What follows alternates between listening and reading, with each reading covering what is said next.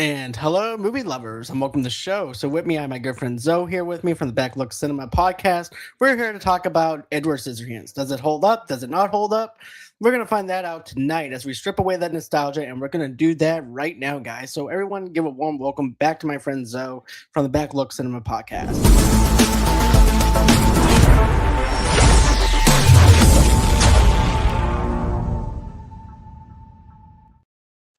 And hey, Zoe, welcome back, man.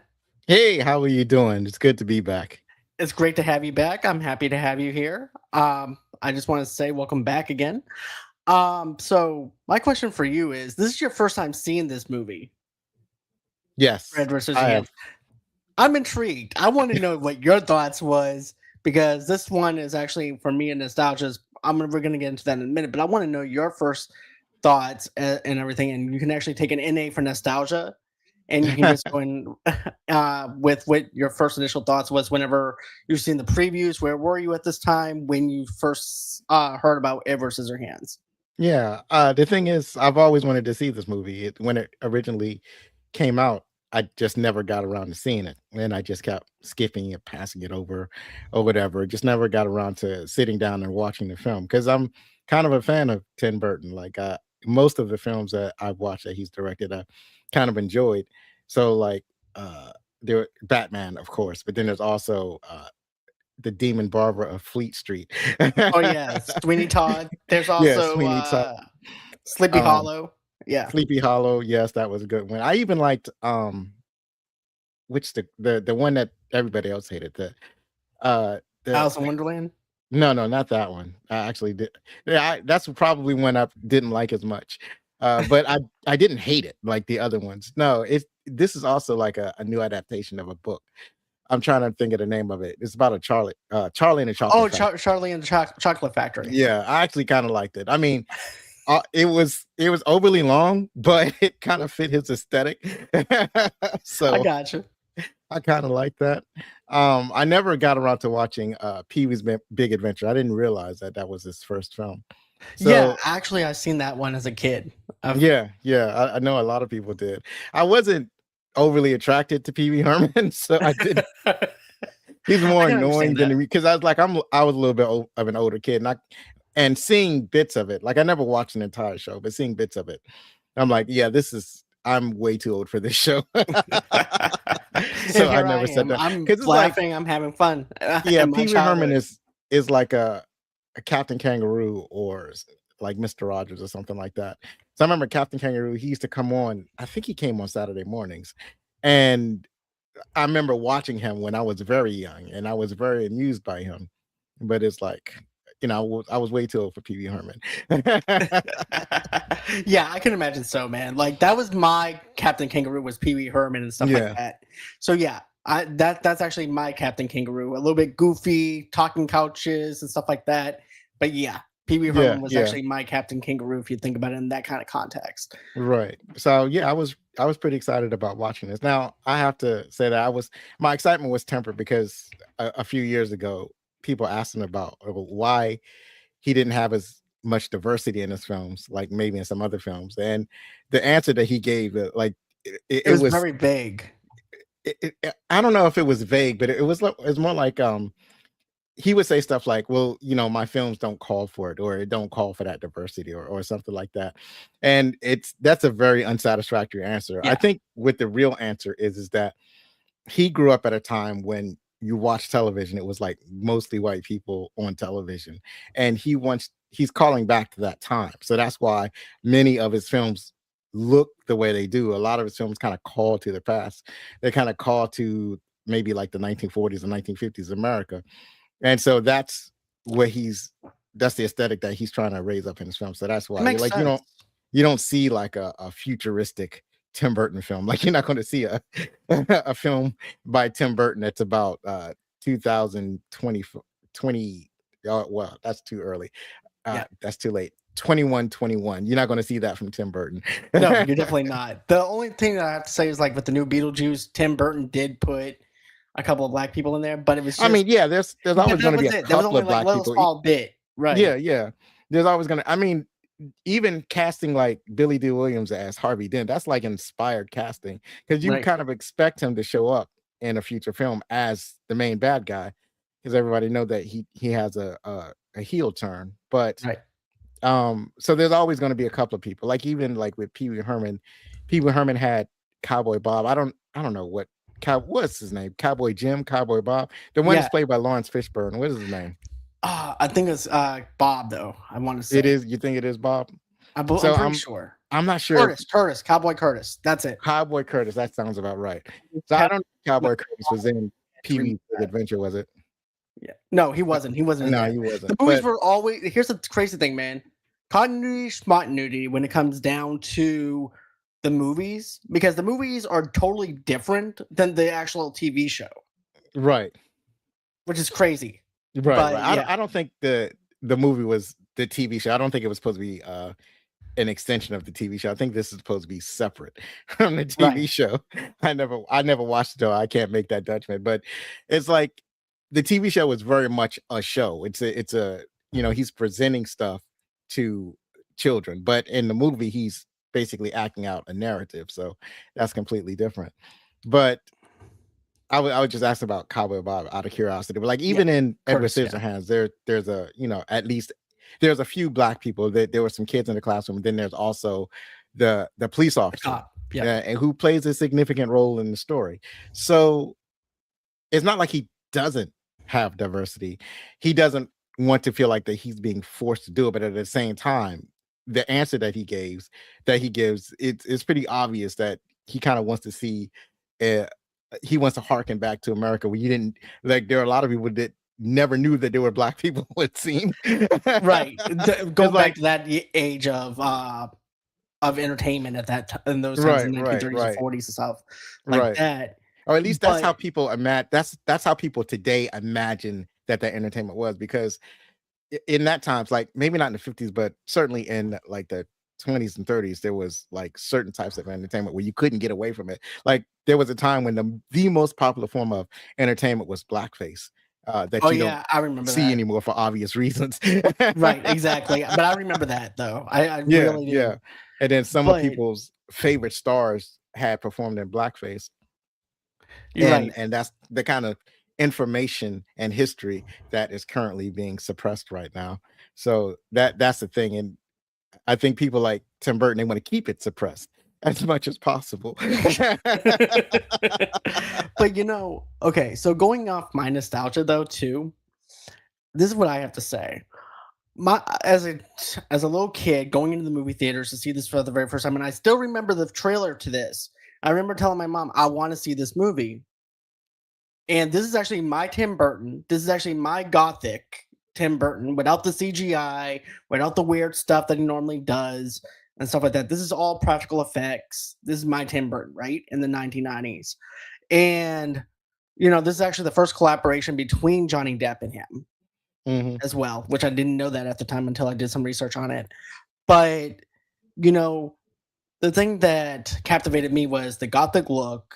This guy who has scissors for hands, and I was intrigued with it. So I'm like, let me go out and see this movie. My mom, I dragged my poor mom to see this 90-minute movie, and I have to say my nostalgia is at least a 10 because of the fact that I've watched this movie over 100 times. Not only that, but I also have an Edward Scissorhands Oh, that's nice. action figure, but also too, I had this on VHS. I also bought the Blu-ray. Also bought the 4K for it. Hey, how you doing, Game Freakness? Yeah, I haven't seen. Get this. I actually revisited this recently to do this review. I haven't seen this in forever, but for me as a child, seeing this for the very first time, it's a 10. I'm thinking this is the best movie on the planet Earth.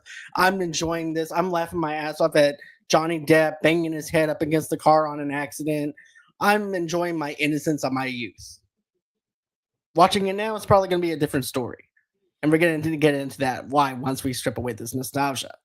But yeah, so that's where I am. I'm at a solid 10 for this. This is my childhood. This is my innocence of my life, thinking that everything's all rainbows and picket fences. Everything is just happy, So that's the way I'm looking at it from my childhood. me at Yeah, like yeah. 9 years old. And that's definitely the aesthetic that he is trying to present. What this movie reminded me a lot of was oh, I forgot what it's Ghostbusters. called. It's a it's a movie that came out just a couple of years ago, and I can't remember the names of the people who were in it. But it at any rate, it was more of a sci-fi film, and the film kind of opens with this throwback 1955, 1960 aesthetic where people living in like that the cul-de-sac where all their houses look almost exactly alike, and they get into their cars that are all similar, and the husbands drive to work It's and very the weird. wives stay at home. And I think it's I miss you darling, I love you darling, something like that. Yeah, I love you, It darling. stars Florence Pugh Yeah, that's it. and Styles, Harry Styles. So I thought that was a pretty decent movie.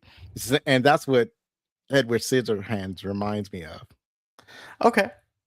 Uh, Game Freakness as well. Does it show? Yes, yes, it does, and we're getting that as well. Not only does he eat with his hands, but he also serves food with his hands as well.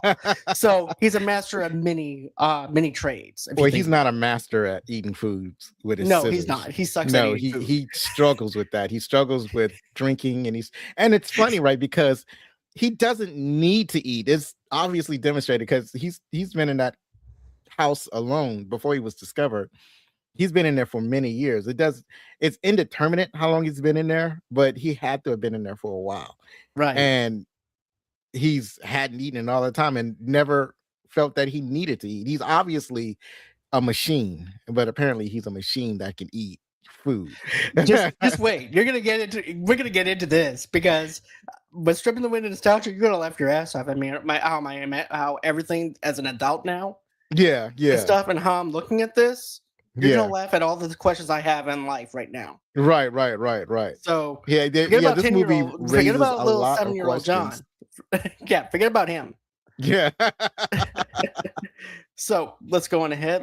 Now that we talked about this movie nostalgically, I just want to say welcome back to Movie Lovers Unite, the podcast where we break down the movies we grew up on, scene by scene, and then hit them up with a modern day rating, like Edward trying to give a haircut. Beautiful at first, but somebody definitely getting cut. I'm your host John, and today we're talking about the only man who can line you up, trim your hedges, and accidentally catch a body, and before lunch, and all before lunch, by the way. Edward Scissorhands, because nothing says romance like falling in love with a guy who can't even text you back without slicing his phone in half. And joining me today, I also have Zoe from the Backlook Cinema podcast as we answer the hard hitting questions. How does Edward sleep without turning his bed into a shredded memory foam? How did nobody in the neighborhood think, hey, maybe giving this dude hedge clippers for hands isn't safe? And most importantly, how the hell was this man supposed to survive cuffing season? So grab your hairspray, hide your water beds, and for the love of God, keep your hands to yourself because we're diving into Edward Scissorhands. And trust me, this review is going to cut deep. So, so now we're going to go into the scene by scene. So, scene one, an elderly woman tells her granddaughter the story of a young man named Edward who has scissor blades for hands. As the creation of an old inventor, Edward is a humanoid who is almost completed. The inventor homeschools Edward but suffers a heart attack and dies before giving real hands to Edward, leaving him permanently unfinished. So, what I want to say is this: I like the opening of this where you actually have the credits of it. You have Danny Elfman's score, which is just beautifully laid out. And then you get into the story of this nice little old lady telling this nice story. And I like how she's telling it like this. She goes, well, a guy named Edward, and he lives up in the hills. And then you see it cut into this whole entire deal where it goes out to the window and we're introduced to this neighborhood like you mentioned, Zoe, and it's all covered in snow, and then you see Edward looking um out into the neighborhood, up in this little castle tower. And I just thought that was kind of interesting. I wonder if it's like Edward's also thinking about Winona Ryder as an old woman while he's also thinking about himself and wondering, I wonder what she's up to nowadays. I wonder what she's doing. Does she have kids? Does she not have kids? Is the child mine? Is it not mine? I don't know. But still, what did you think of the opening shot? One of the things I thought of was like, well, Tim Burton really loves miniature. that's his that's Yes. his jam. It reminds me of the opening of Beetlejuice Yes. specifically. Yep. And I'm pretty sure that there are some other films where he used miniature. So yeah, it was nice. It called to the anticipation of the film. And when I saw the old woman, I knew immediately that it was a younger woman dressed in makeup, but I was wrong about who that woman was. So they after this scene, they go to the next scene and they show all the women. And I thought that it was like the main character woman, the Avon lady. I thought Oh it yeah, was you thought her. it was her. Right, and at the end of the film, I was pleasantly surprised that it was somebody completely different. So that was I like that the way they had jogged the narrative a little bit because it's almost like it's not that the makeup is so bad that you can instantly tell, but anybody who's paying attention to makeup, you know when it's a younger person that's dressed to look older, right? Right. It's very difficult to pull off.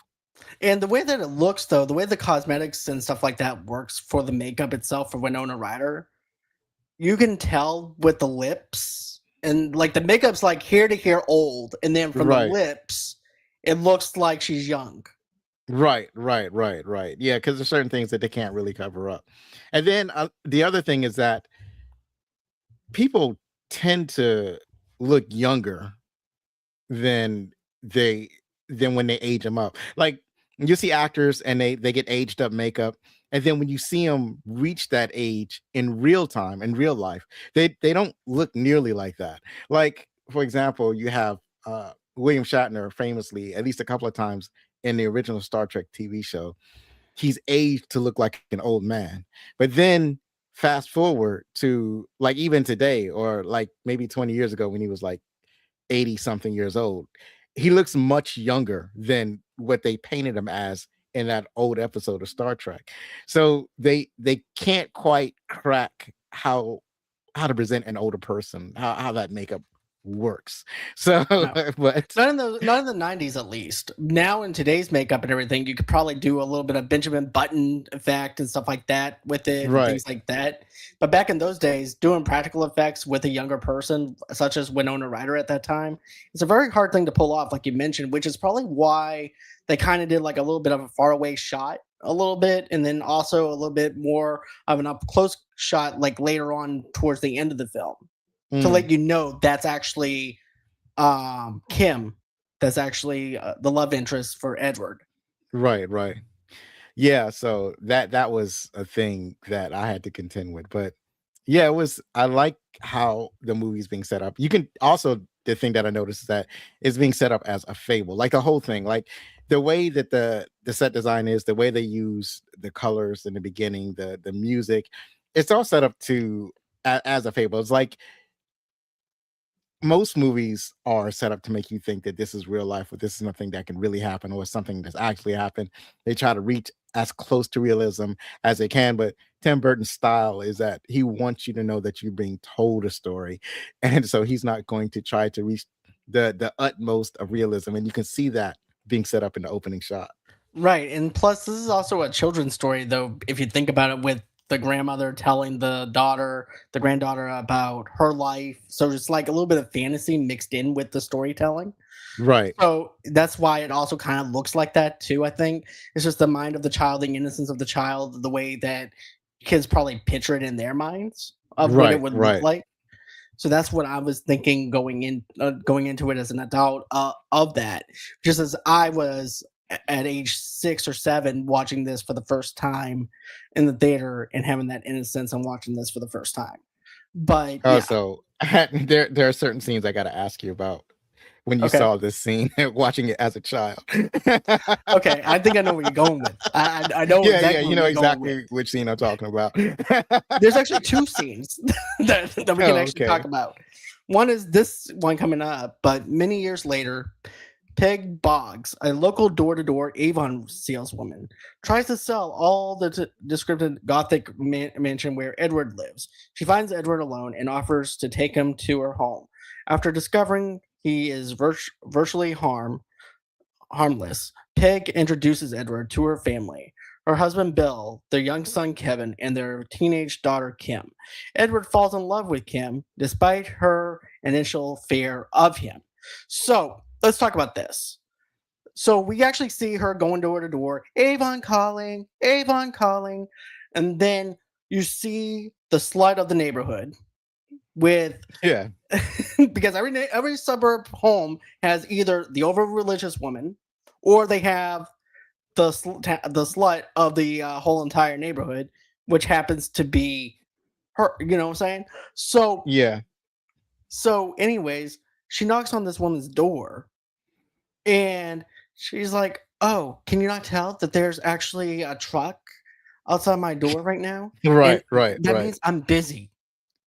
And then she closes the door in her face. Right. Yeah, she's hitting on every dude that she can come across. And I think that there's probably nothing wrong with her washing machine. She just called the dude over so Right. so she can basically so she can attack him. You know what though? Like I didn't. That went over my head as a child. To be honest with you. Yeah, I I think didn't. it's supposed to. Yeah, it is. It's supposed to. Because think of it like this. If you need to have something in there for the parents, right? Because their kids dragged your ass to go see this movie, right? So it's like, okay, so we need to have something in for the adults. Okay, let's have some sexualization with somebody, right? So let's go Right. ahead and do that. So, but yeah, Joyce is actually the slutty neighbor. And, Yeah. you know, the thing that even the sexual jokes though, he's like, oh, isn't there like a thing on this subject about lonely handyman that are a lonely bunch of people? And then the handyman is not even paying attention to her. He's just basically like, okay, then all you do is just put this in there, and out she pops. And even that is like a sexual joke as well. Right. With that character, her name is Joyce. With Joyce, there are a lot of things that happen with her. To put it nicely. She is an extremely sexually charged woman. But yeah, she was extremely funny in those moments. The other thing I noticed were the colors. All these pastel colors or these primary colors that they use, very specific. He used a very limited palette, and this reminds me of Dick Tracy, where they did it on purpose, where they only use colors where you could see in a comic book in the 1930s or something like that. So in the Dick Tracy movie, they used a lot of primary colors, and they did the same with this one. Well, not that it was just primary colors, but because they used a lot of pastels. But I noticed like the same color green that was on a telephone was like the same color green that was on somebody else's carpet. It was the same color green that somebody else's dress had, or somebody else's dress was. So Right. that was another thing that emphasized how this is the fable element of this story, or how how Peg was going door to door, being very polite and doing the hardest job in the world, trying to sell Avon products, and to people that she knows is not going to buy her products. Even that teenage girl that she tries to sell Avon to, she goes, "Yeah, which one do you like? I like this one." Well, what makes you think I'm gonna? What makes you think I have money? Yeah, she said, "You don't think I have any money, do you?" Like, I'm pretty sure the teenager would have bought it had she had the money, but she didn't have any money. She's just Or a she's just trying teenager to with get no something out job. of either that, or she's just trying to get something out of her. It's like, okay, I can get free samples from this Avon lady, and just paint my toenails and fingernails with this free shit for a Yeah, little yeah, bit, pretty much. Or it's and like then being a yeah, teenager, you just kind of like polite. It's like an Avon lady, a lady comes to your home. It's actually somebody you know, and so you invite them in.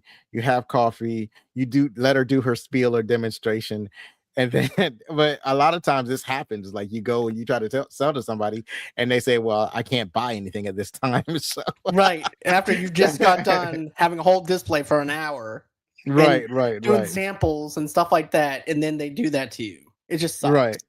Well, And it's then practice. right, and then also too, you have uh you have Helen that's over there too. She knocks on her door at the crack of Yeah. dawn, and she goes, "What makes you think that I have any damn money?" No, she didn't say that. Or She something like that. said, I don't I'm know. not. She said, I'm not going to buy anything from you." Hey, at least she was honest. At least she didn't do what the Because teenage girl did. she sells to the same people all the time. I think what happens is that she starts in her neighborhood and maybe she expands from out there, because it's like there's no way you're going to be successful trying to sell in just To your the same neighborhood. people. I'm pretty sure that she expands. But yeah, I think Helen was the first house she went to, and Yeah. that was what's so funny is that Ellen answers the door and she lets what's her name go. I'm selling all of this makeup and whatnot, and she just looks at I think her name is Peg. She looks at Peg Yeah. with pity and says, I'm not going to buy anything from you. She goes, I know, and then walks off. And then, right. But you have to try. She has to try. So I think, she's. yeah. But what's funny is how she skipped the religious woman. So that Yeah. was she looked at the house. She's like, no. Right. At first, she's like, okay, maybe I should try her. And then she sees her at the organ and stuff. Like, nah. Yeah. Like, Right. That was brilliant. That was funny though. And then right, I think it's brilliant because it sets up like, why did she skip that house? Like, she is very determined that she's going to people that she knows not going to buy her product, and then she purposely skips that house, and that sets up for later in the film as to what happens later in the film and why she would choose to skip that house. Right, because once you find out who that character is and what she is, and she's like hyper religious, not just religious. I call it hyper religious. Right. You know what I'm saying? Right. Where everything in the house is nothing but crucifixes, probably, and stuff like that. She probably even has a cross in her own bedroom besides the living room that she has. Yeah, most likely. She has portraits everywhere. Right. She's singing religious hymns. So yeah, she goes to church right 3 times a week. Yeah, she's that. And then it's like whenever she talks to you. But see, the thing about it, it's not so much that she's hyper religious because for the sake of religion. It's not like she's preaching peace and happiness to everybody. She's basically telling everybody about the devil and how they might go to hell or something like that. And right. I think that's what makes her unpleasant to be around. She's a very unpleasant woman, but at the same time, though, I think that I know hyper religious people that are like that. Though, it's like I call it hyper religious is because you're gonna go to hell instead of like. Trying to be soft and light and try to ease into the conversation. Not her. She just goes on ahead and just tells it like it is. And that's the end of it. So that's where the hyper religious thing comes from to me as someone that has been around it a little bit.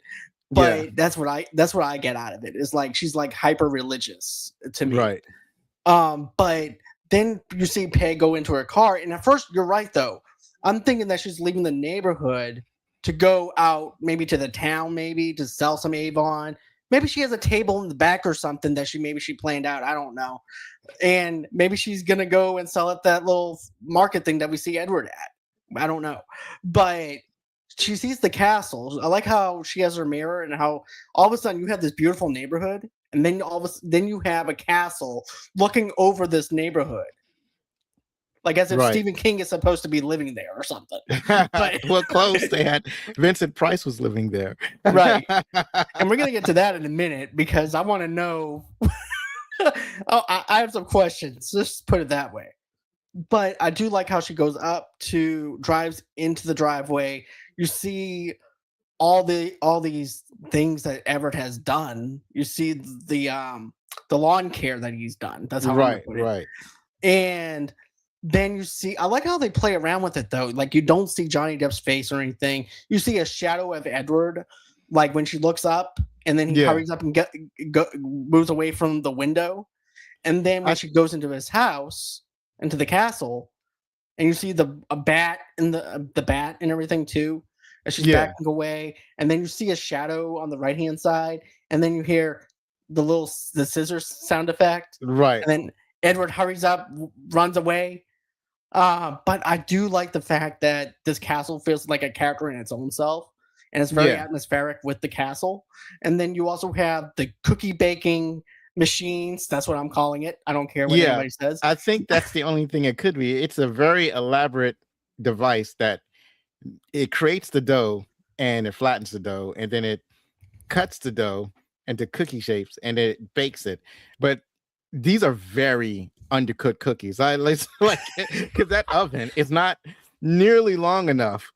It's like there's no way you can bake it in such a way that it's going to be good cookies. These are some doughy ass cookies that he This is bakes. something that white people would eat. Just saying.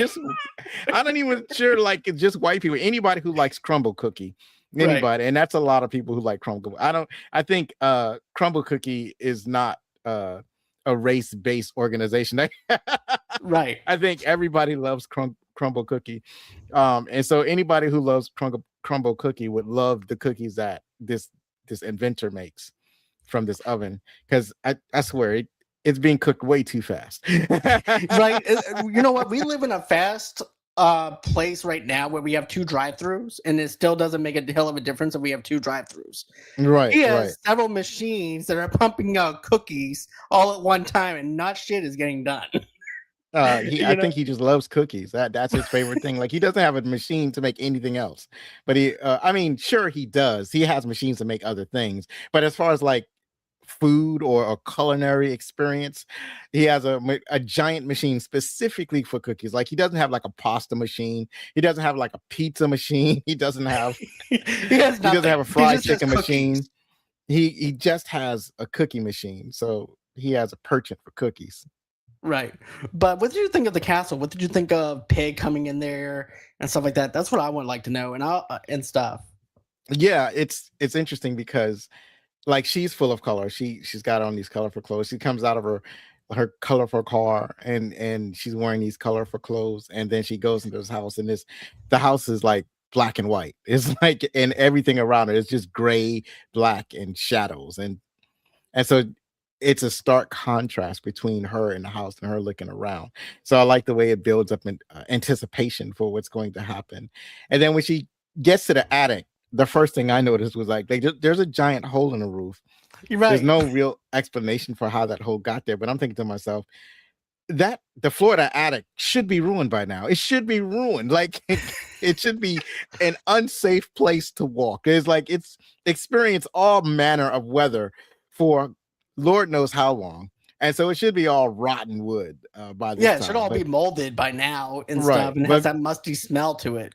Perhaps it's the hole in the roof is a recent event, so the wood is not yet has not yet rotted or whatever.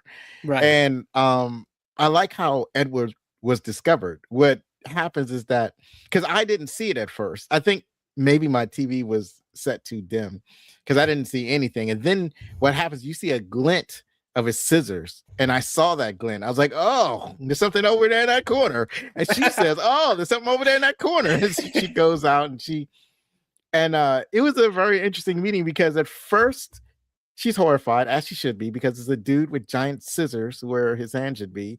And then she's like, she takes pity on him. I was like, almost immediately, because he has like a childlike demeanor, and she senses that. And so it's I love how that it's a very believable way that these two people can meet each other. Like how I think it's believable in a way that she doesn't immediately run away screaming. This is obviously like an analog to Frankenstein. So like if you can imagine Frankenstein with giant scissors for hands, it's like the screaming would never stop.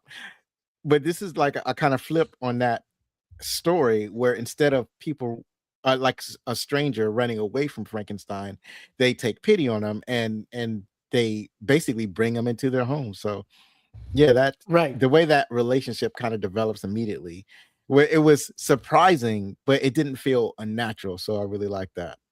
I do too. I like that natural thing that she does, but I also like how she looks over to where this little crummy bed is, and then there's like the National Enquirer of people without hands, and then there's like Edward's actually searching for hope that he'll someday have hands. And as a kid, I'm like, oh, I feel so bad for Edward. Now I'm looking back at it, I'm like, who put that there? Who put that there?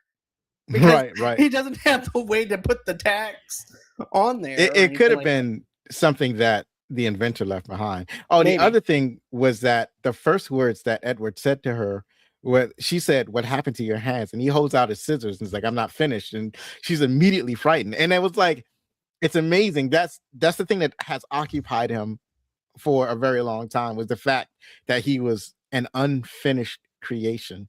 Right. and But I that like how she's like, "Oh, put those down, put those down." right, And right. then, Yeah, that's what you're then supposed to do. You're supposed to be afraid of giant scissors. right, I would be if I seen this dude coming at me with scissors for hands. I'd be like, "Look, dude, put the scissors down and we'll talk. Right. I And don't want no he's beef."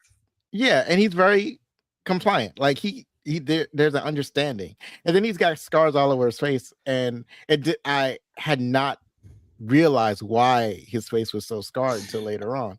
And the other thing is that because of his demeanor, he's kind of quiet, and he seems to be shy, and he seems to have a child's wonder about the world. I think that's what attracted her to him, or what gave her confidence that this is someone who she could bring into her home.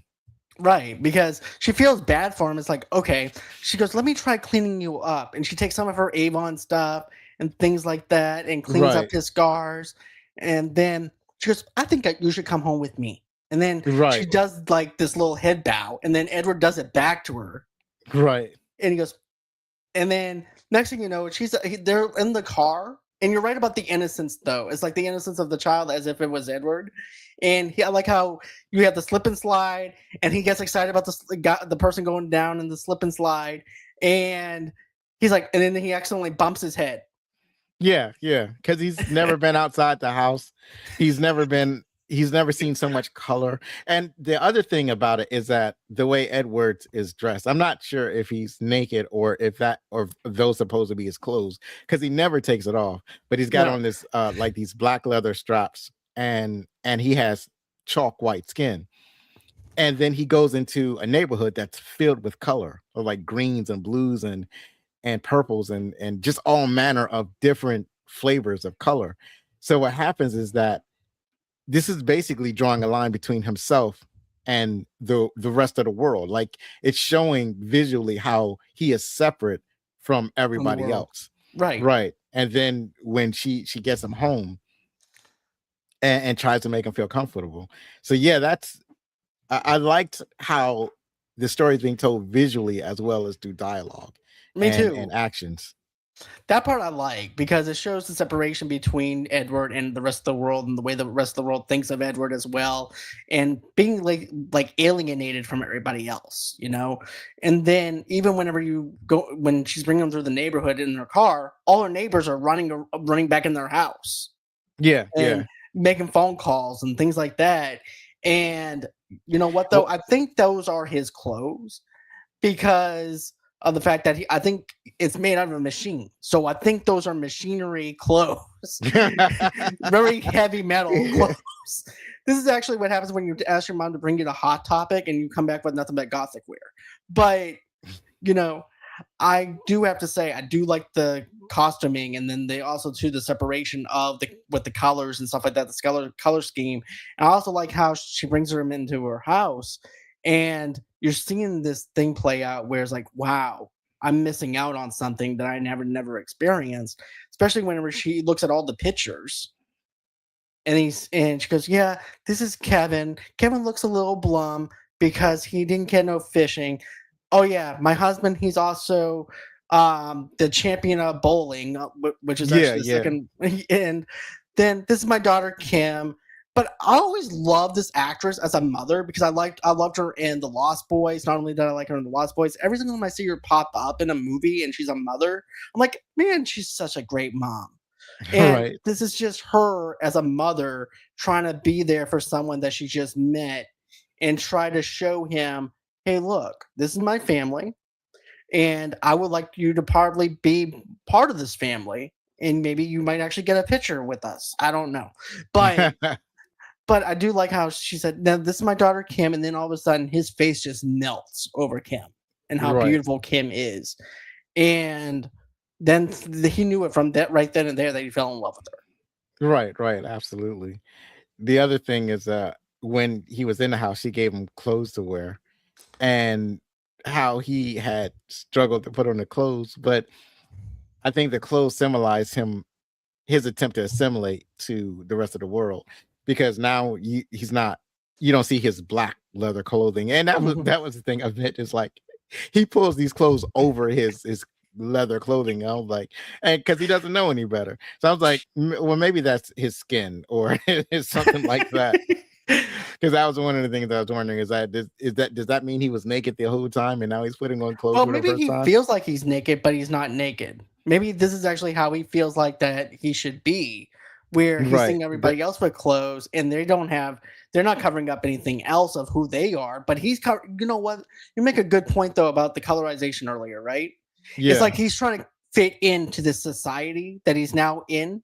So Right. he Right. has to be like them. Just as get this, you and I reviewed Short Circuit, right? Where Johnny Five wanted to be human. So he ended up dressing up like a human, just as Edward's also trying to do the same thing and trying to fit in society. Wait, did he do that in Johnny? Did he do that in Short Circuit or Short Circuit too? Short Circuit too. No, he did do it in a Short Circuit. Yeah, because I think he did dress up as a cowboy one time. Right.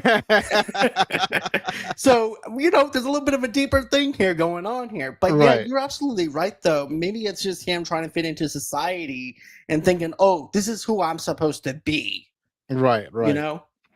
Well, also Peg gave him the clothes, so it's like this is what you're supposed to do. She wants him to look normal. She's actually introducing the concept of assimilation to him, and it's like there are so many things that he doesn't understand. Like when she was trying to explain bowling, he didn't get it. Right? He was trying to. It was like these are words that he hadn't heard before. It's like bowling. Yeah, bowling. Right. He's like she would have to skip that because he wasn't getting it. No, and then you also see her whole entire messages are all lit up because of her bringing Edward back. Yeah, and these are all fake people. I call them Peg's fake friends because they don't want to know her now because she brought a new guy into the picture. Yeah, that's so funny. Well, the first thing is funny is that I don't think they were running and screaming away. It's more like when they saw her driving Edward, they just noticed that she had a dude and they just got excited. They run into the house so they can call each other and find out who this dude is. And then when she was home, there was a crowd of women that were at her, like around her house, basically. And I was thinking to myself, these are some nosy bitches. Yes, they are very freaking nosy. Intolerably nosy. For no apparent beyond reason. The pale. Right. Exactly. This is what happens when you move into like small suburban neighborhoods. Everybody's in each other's business and stuff like that. Especially these women. It's like, I'll meet you at the corner. Okay. Right. Even Joyce and everybody else is over there. And then remember when Joyce is just flinging clothes? To find something. I'm like, wait, you're just going on the corner. You're not going to go meet Edward yet. You're right. It's not like Edward's going to be in Peg's car after they just drove all that way back to her house, because they had a pretty extravagant day. If you think about it, this is kind of an exhausting day. It's like Peg could have died. She doesn't know Edward. Edward doesn't know her. She could have actually still be up there dead. Nobody wouldn't actually know. You're right. Because that was the thing when all the women, they had gotten excited and they wanted to go over there. One of the things that happened was that Helen, the woman that said that she wasn't going to buy any Avon from her, she had curlers in her hair for most of the first part of the movie, and she pulled the curlers out so she can be presentable to go outside and meet this whoever it was that was at Peg's house. Right, so because remember, she's like, well, have you heard from Peg? No, not since the crack of dawn this morning. Right.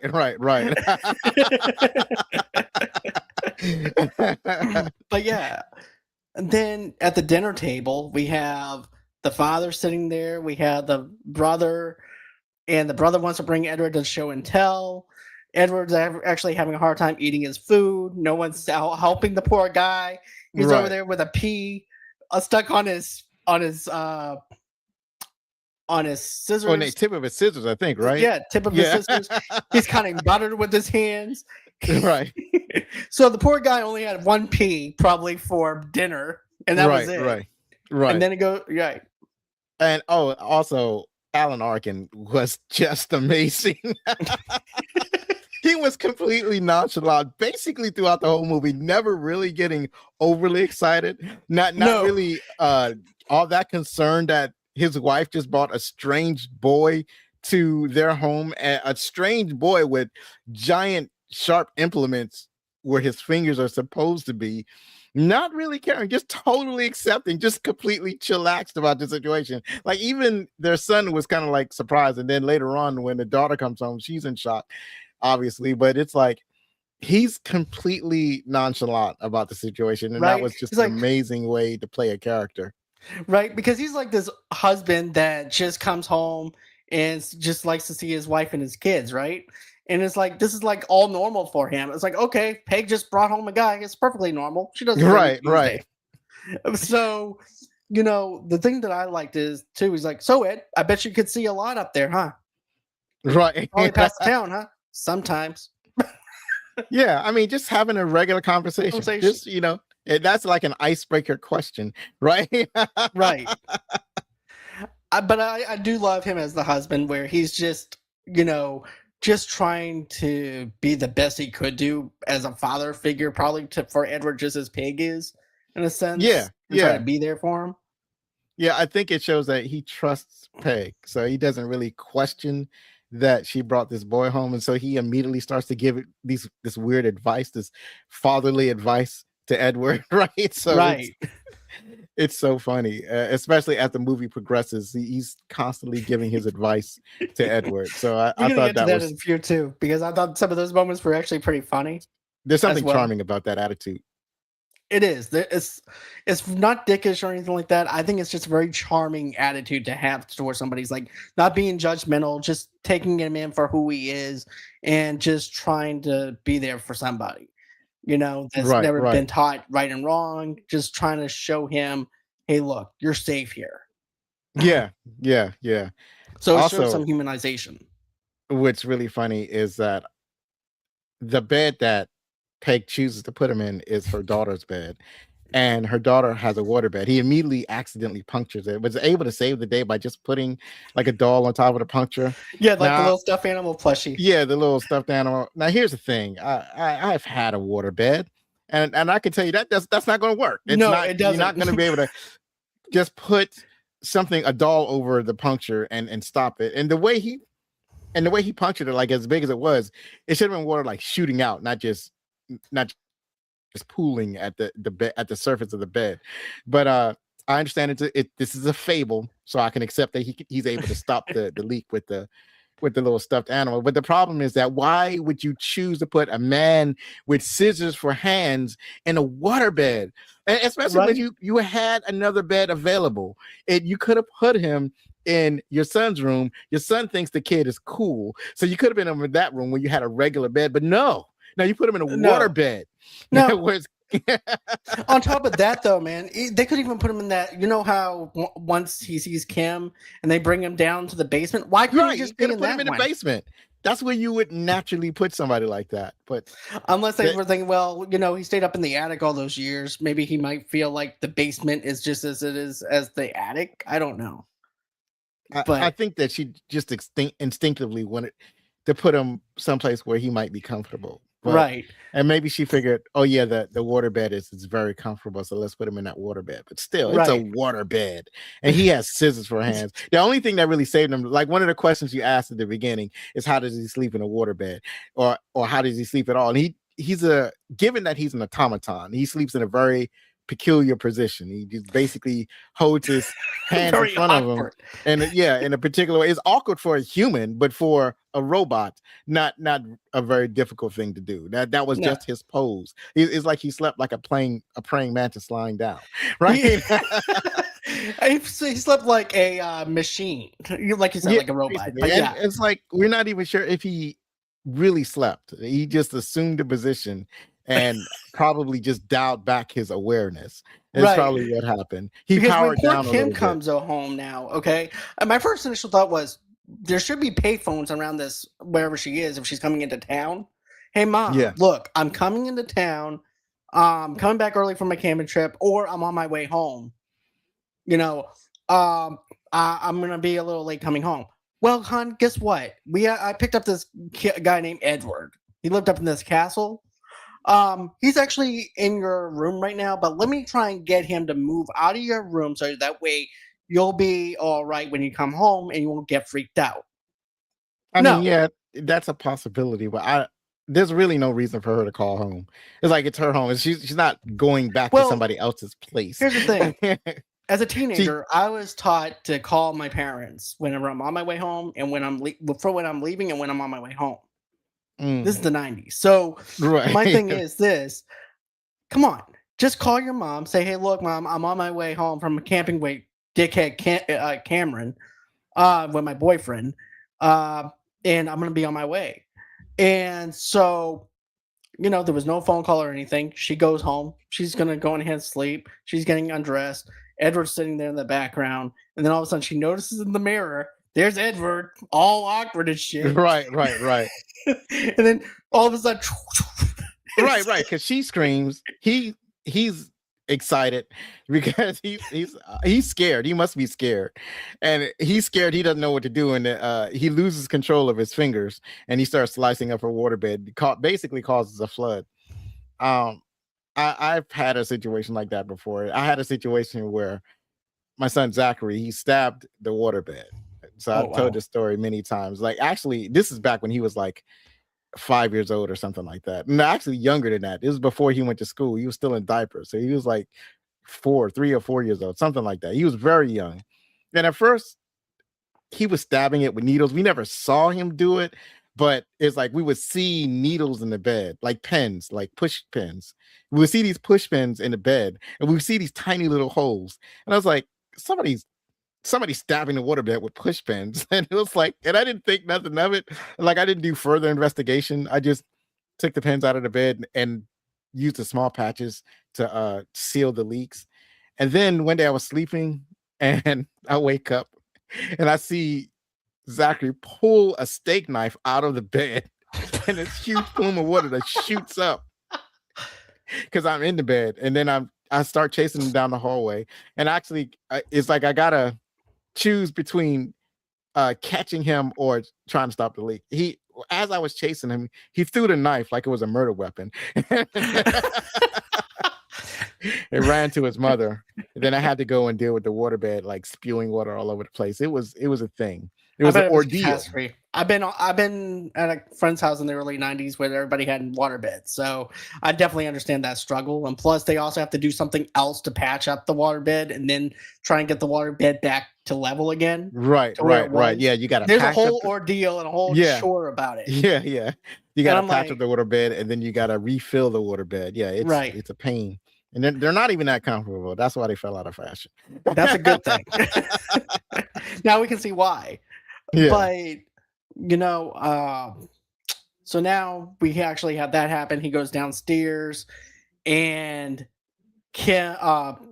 basically the father goes, I guess you haven't been up in the castle long and everything to learn about teenage girls.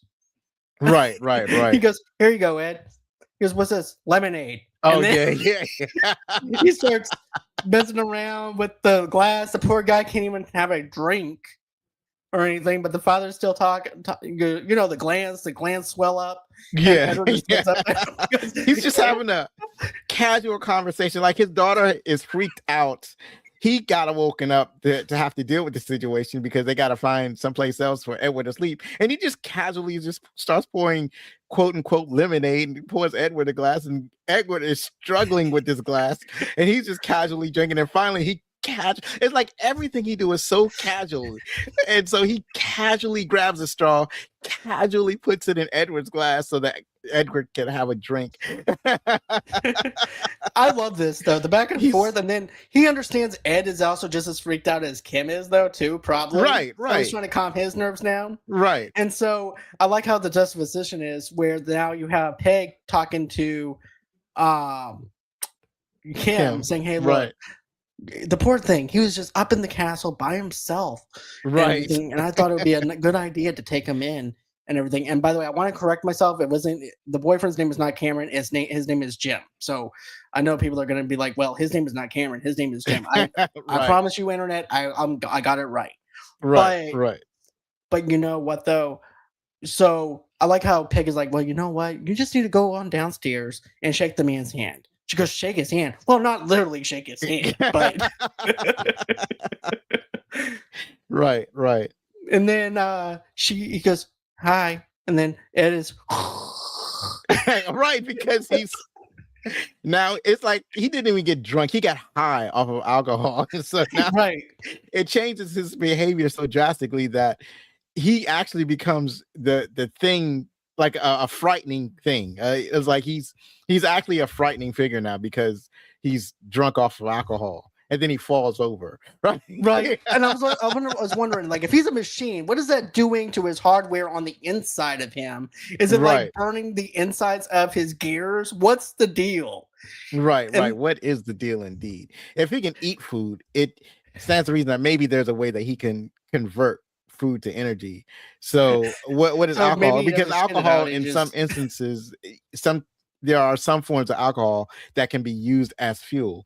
So maybe that's gumming up the fuel works, or some kind of way, or maybe it's uh that's why his personality changes drastically. That's why he falls over, because he can't really process no. alcohol. But the And messed up so thing is that yeah. I would go ahead. No. You go ahead. I'm No, I sorry. was just saying the messed up thing is that he calls it lemonade. Like Bill calls it lemonade.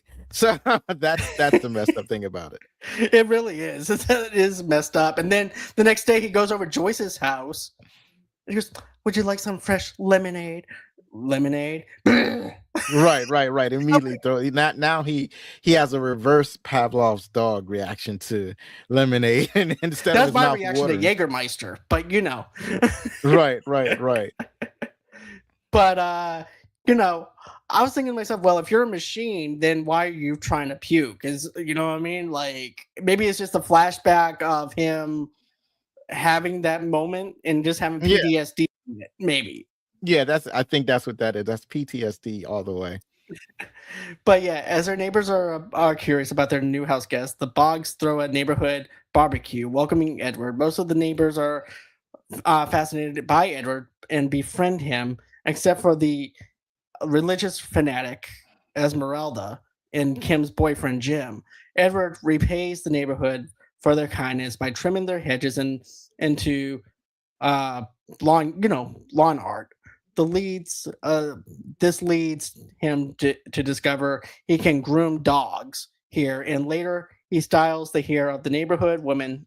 One of the neighbors, Joyce, offers to help Edward open his own hair salon. While scouting a location, Joyce attempts to seduce him, but scares him away. Joyce lies to the woman that he attempted to seduce, reducing their trust in him. The bank denies Edward a loan as he does not have a background or financial history.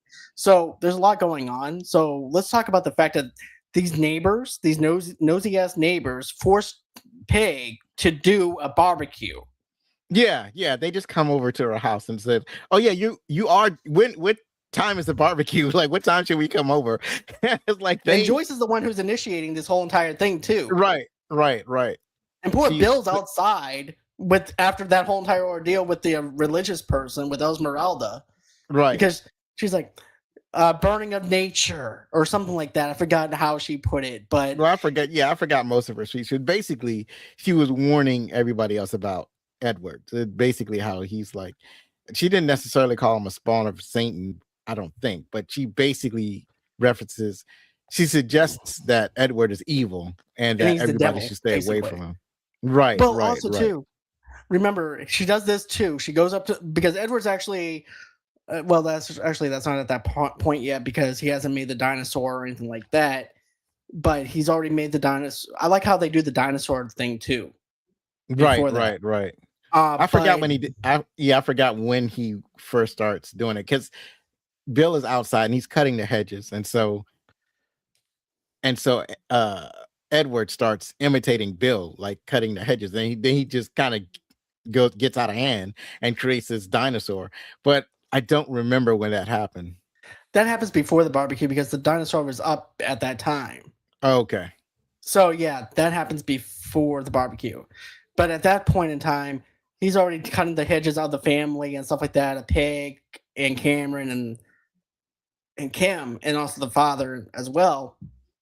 And that's when the religious fanatic comes in there, Esmeralda, and then she comes around the house after she gets done harassing them. And then she tells the barbecue. Oh, a burning of nature. Isn't that just lovely? Joy. That's what Joyce winds up saying, and they all just laugh at her. Right, But right, right. I felt bad for Peg though because she's looking for Bill for help. Because Bill, like she's Right, just right. frantic. Right. This whole That's entire the time. danger of being entirely too chill of a person. But all of a sudden, you didn't want to buy anything from this woman, but yet you want her to have a barbecue with you. Yeah, yeah, yeah. You want to pester her with the barbecue. I mean, at least everybody brought stuff, right? So Right. That's a good thing. Joyce brought her, I forgot what she brought, some weird stuff. and then people brought like whatever their specialty dishes were. So at the very least, Peg did do all the work. But there was this was something that they kind of just pushed up on her. Right. And then you also have this other thing that happens as well, where now it's Jim at the dinner table. It's the his friend, basically all of Kim's friends, and he's cutting a roast.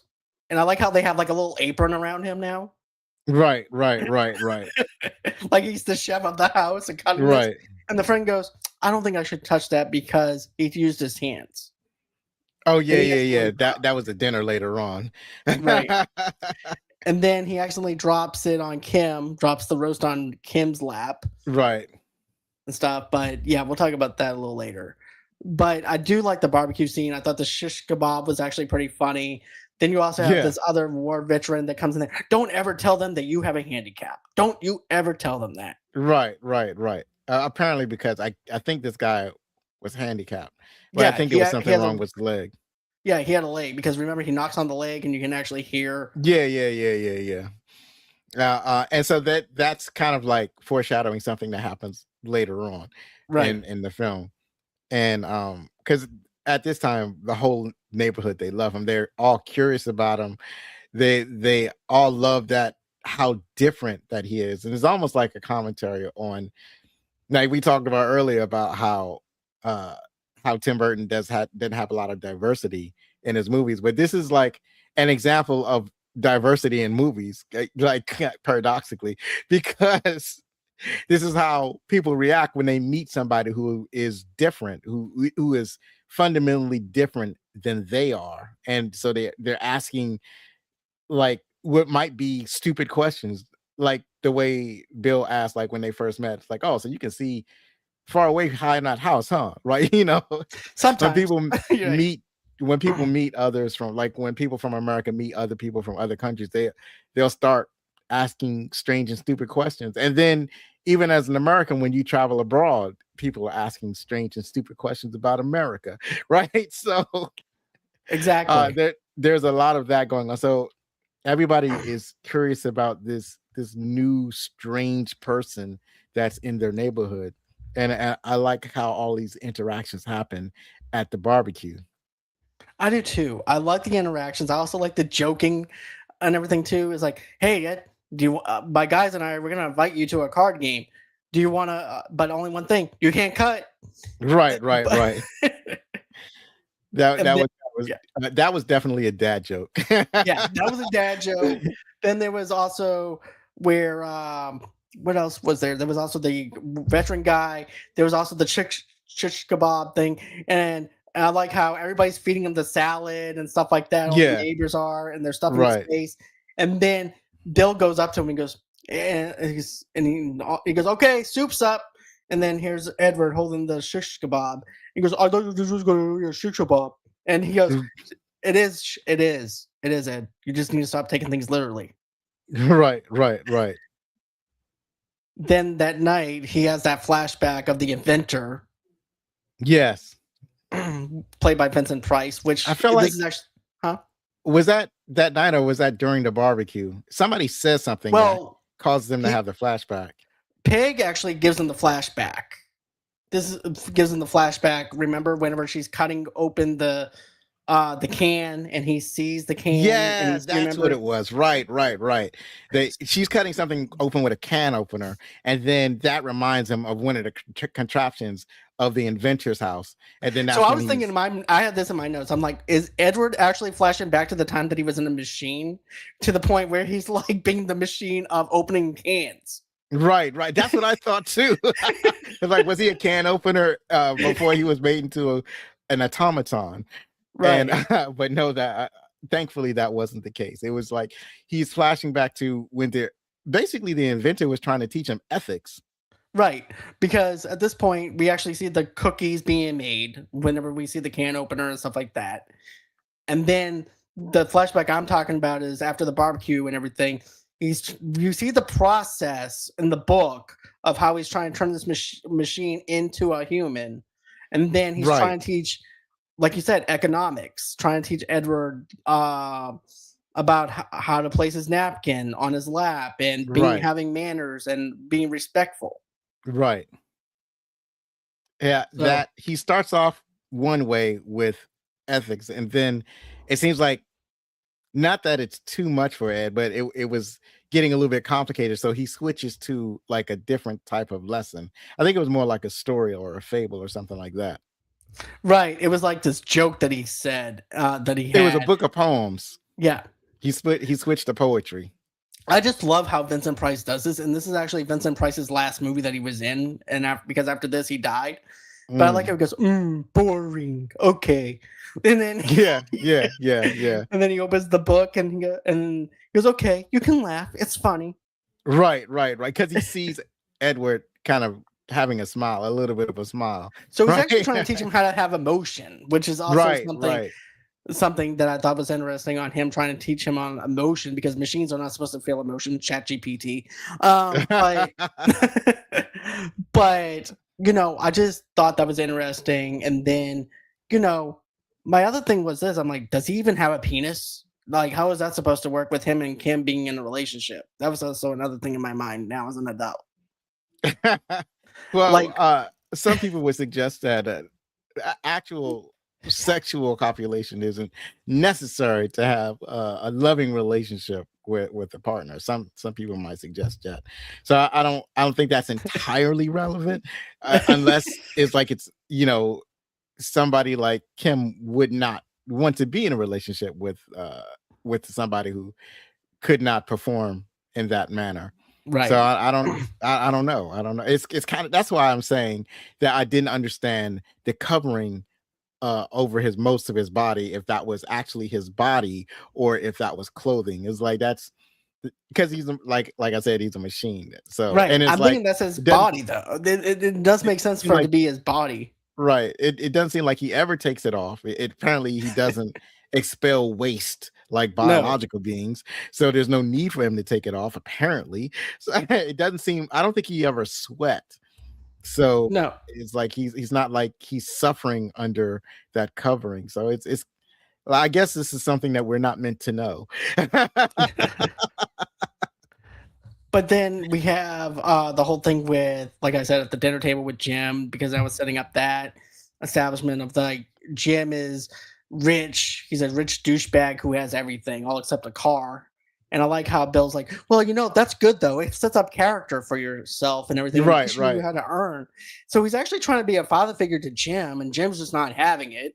And right. he goes, yeah, we have VHS, VCRs, foreheads, the works.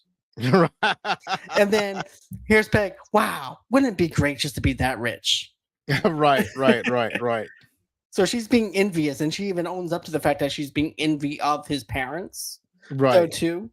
And then at this point, then after that it goes into him doing the trimming for other people, the ballerina. We have all those other lawn things that he's doing, and then it goes into the fact of, well, I like how Bill's like, well, you need to have a job.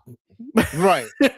Actually, no, not that he needs a job, that he needs to start And charging people for it. for And our she says, services. and like Peg says, well, he's getting paid in cookies. Like, nah, you can't pay bills with cookies. You can't buy a car with cookies you need to start charging for them. That's why one of the things where they start talking about having, well, this is after he starts doing people's hair, but it's like one day he's like, he's doing the hedges, and then a dog walks by, and then he starts sniffing the dog, and now the dog looks amazing.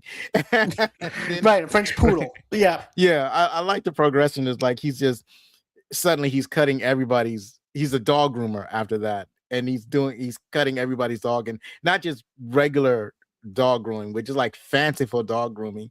And it's amazing the precision that he can cut these dogs' hair without stabbing them. That's remarkable. And then after he does the dog grooming, it progresses into him cutting women's hair, and I forgot where the progression was, but then he just starts cutting hair, and then no, actually I think Joyce asked, well, can you cut my hair? And he says yes, and he starts cutting, and then she has this sexual experience, this orgasm on the chair, in this lawn chair, just from getting a haircut from Ed. So that was hilarious. It's like Joyce is purely a sexual being. Yes, very sexual, but I never knew a person that got their hair cut and was like that stimulated to the fact that she was having an orgasm. Right. Then again, it's Johnny Depp cutting your hair, so I can actually understand why you would actually have that orgasm. I don't know, because he never actually touches her. He's just, I mean, maybe he has to adjust her head with the side of his blades, so there's a little bit of that. But it's like, if you're going to get an experience from somebody cutting your hair, it's like, you know how when a barber cuts your hair, sometimes he has to palm your face a little bit to move it from side to side or wherever he needs to move it in order to cut the hair. So, or maybe if it's somebody's washing your hair, because women tend to get their hair washed when they get their hair done. It's like hair care, when a woman gets it, it's a very hands-on thing. So I guess from that perspective, when somebody's gotten their hands all over your hair, I can see maybe getting excited over it, having a sexual experience over it. But with Ed, it's different because he's not actually touching her. So, so at least not in that way. So I don't know. Maybe it's just the sensation of the snipping that got her excited. Maybe that's what it was. Her feet completely curls up. Right. And then finally we get over to Peg and everybody else, and they're not having the same reaction as Joyce or anything like that. So Joyce has like a 5-star, gives Edward probably a 5-star rating, while other people maybe gave him like a 3.5 out of 5 on Google. Yeah, she definitely gave him existed. Whatever the highest possible rating. If it was a 5, she gave him a 5. If it was a 10, she would have gave him a 10. So like she she gave him a 10. She gave him a 5-star, and she gave him a huge tip. Like she was very pleased. Speaking of tips, right. The other thing is that they didn't ask for a specific style. They basically trusted him to make the style for them. It was purely his artistic expression to what he did for these women, which is amazing, because normally it's like Andy Warhol with scissors.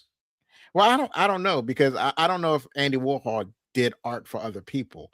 True. It's like he was for himself. It's like if you normally, when you commission an artist, you're commissioning them to do a specific type of work. It's like I want a painting of this. I want to paint a painting of a Campbell soup can. I want a painting of a mural of Martin Luther King. You want a specific thing done. It's not like you contact the artist and say, we'll just paint what you want to paint, or just sculpt what you want to sculpt, or just cut the hair any old type of way. People are very particular about their hair, so that they trusted him enough to just let him express himself artistically and what he thought would look best for the women. That was remarkable. I agree. It was his own artistic flavor to it. Yeah. The weird hairstyles. Even the cop mentions that later on as well when he gets bailed out. But I do like the fact that they bring it back up again about how much of a character he actually is in this own world that he's in. Right. Because he's a creative. Like, this is actually, if you think about it, he's actually a creative. Right. You know? But yeah, I definitely like that. And then while scouting for a location, Joyce attempts to seduce him, but scares him away. Joyce lies to the woman that he attempted to seduce her, and so you know they go into this beauty salon, and just and over here we're gonna have the cosmetics right here, and I like how Edward's imitating her, and everyone Right. he goes, Peg has cosmetics, yeah, she does, and then she goes, this over here is where I'm gonna stand and greet the customers. So Edward's going to be doing all the work while she's doing the reservations and stuff. Right. If Right. she's Well, even that's doing important that. work too, because Ed wouldn't know how to do that. No, he can't even answer the phone. So yeah. Right. He can't actually write in appointments because No. from the time that they're adapting, it was pencil and paper or pen and paper and an appointment book and answering the phones and doing all of the customer relations. There's many things that he cannot do. He really is kind of a handicapped person, and the only thing that he could do with confidence is just cut the hair. So yeah, I don't begrudge her for taking on a position of being customer relations No. for the artists. And at first I'm like, okay, I like the fact that she's trying to help him build his clientele and trying to be there, but she always has like a hidden agenda, a hidden motive behind everything that she's doing. Yeah. And so she goes, and this is in the back room. This is the storeroom. And she winds up basically pushing the poor guy down on this chair. Right. And she's like, and what do you think about this one? He goes, oh, I like that one. And then they were scarves that she was modeling. Scarves she was and the towel. Right. And she's trying on these scarves that trying to find out what he liked the best. And listening and to there Tom was Jones one that being he seduced. liked. Right. And then she starts unbuttoning her shirt and climbing on top of him. So what I want to know is how old when you saw this? 8 or 9? I was 6 or 6. 7. So what did 6-year-old John think of this? How this woman was climbing on top of Ed? Okay, 6-year-old me is thinking, why is this woman climbing on top of him? What's going on? And then I'm like, well, maybe he got freaked out because he fell backwards. That's how I thought. I thought he was freaked out because he fell backwards. Right. As a kid, I was not thinking anything sexual. I was thinking, okay, this woman just climbed on top of him and he fell backwards. I know I freak out. 6-year-old me or 7-year-old me is thinking, well, I know I would freak out if someone climbed on top of me and made me fall backwards. Right. Yeah. So that's what I was thinking. It's funny that you should say that because you shouldn't be thinking of anything sexual at 6-year-old. That would have been weird. Yeah, she was definitely trying to jump his bones, not even knowing if he had bones to jump. And so she climbed on top of him and the chair falls back. And I think that really did I think he was freaked out that Joyce was coming on to him. But at the same time, because I think age-wise, he seems to have the mentality of a 6-year-old. So So yeah, he's just as confused as you were at the time that you were watching it. So he's confused too. And so she climbs on top of him. The chair goes, and so he's freaked out with that. And then he's also freaked out when the chair goes backwards, but he's able to take that as an opportunity to escape. Right. Because here's the thing. If you think about it like this though, man, like he's not thinking about sex or anything. He's thinking this woman's trying to help him or anything and stuff. And she's thinking about sex like 24/7. Like this, she's a nympho. But he winds up running out of the store. She thinks that he turned her down. He didn't turn her down. He just didn't know what the hell to do. Right. He's a virgin. Right. He got freaked out because she came on too hard on him. And she didn't know what to do.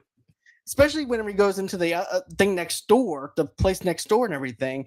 And he goes, yeah, Joyce took me to the new hair salon thing. And the husband is like, that's good, Ed. That's good. It's your responsibility. You and stuff like that. That's fantastic. And then she took me in the back room where she took her clothes off. That's good. Right. And everybody else is looking around the table. Everybody totally glossed over that she took her clothes off. But I think was that it was such an outlandish thing for him to say that they must have just assumed that he was confused about what he saw. Like he can't possibly be describing Joyce taking off her clothes. It must have been something else. So they just totally like ignored what he was saying. I think Kim and Cameron probably were just shocked at the fact that something like this happened. While Yeah. and even if you look at the faces, because at first I'm like, okay, maybe everybody's ignoring it, but then I looked at the faces, Well, and see, the thing about Kim and Cameron, it's not their place to yeah, tell to basically tell Ed what was going on, or to maybe they're concerned, but it's like it's really not their place to act. Like if anybody was going to talk to Joyce about what happened, because that's the next step. Like if you believe Ed and take him at his word, then the next step would be to go to Joyce, like, well, what happened with you and Ed? But that would be either Bill or Peg to do. That's right. their prerogative or their Well, purview. Bill don't care. He's like, that's good. That's good. Yeah, I know. It's amazing that he does it. And that's what I'm saying. I'm thinking that maybe it's such an outlandish thing to say that he just kind of glosses over it. But I think this kind of speaks to something even darker. Like you have a lot of families where like a family member will sexually abuse like the children or something like that, like an uncle or a cousin or something like that. You hear stories of these children being abused or whatever, and they try to go and tell their parents, and their parents will tell them, well, that's not what happened, because they don't want to believe that their cousin or their brother Right. or had abused their child.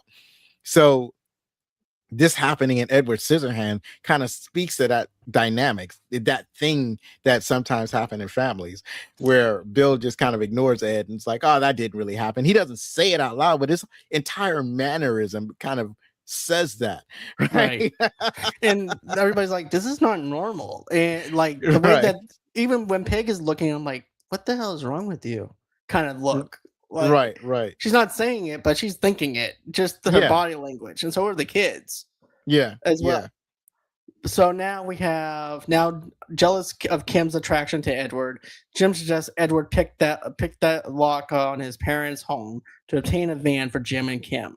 Edward agrees, but when he picks the lock, a burglar alarm is triggered. Jim flees and Edward's arrested. The police determine that his period of isolation has left Edward without any sense of reality or common sense.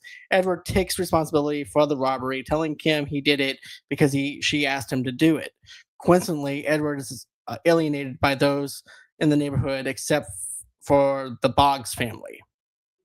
So we're also going to talk about the fact that the bank also denies him the thing, because remember what the husband says. He goes, well, with your criteria, you should be able to get a loan. You should be able to get everything you need. He has no social security card, so he doesn't really exist. He has no collateral. He has nothing. Right. He doesn't have anything to show that he could pay the bank back. Like the husband was thinking that, well, because he's so skilled, then he should easily be able to go and get the loan. But when reality hits and he goes to the bank and asks for the loan, it's like it's him and Peg, and they're all polite, and they basically got what little paperwork they could get in order, but he doesn't have much to show for it. Like you said, he doesn't have any documentation that actually shows that he exists, and he doesn't have a credit history. So the bank denies his loan because it's almost like giving money to a ghost, and the ghost could just disappear. So he just doesn't have enough trust built with the bank.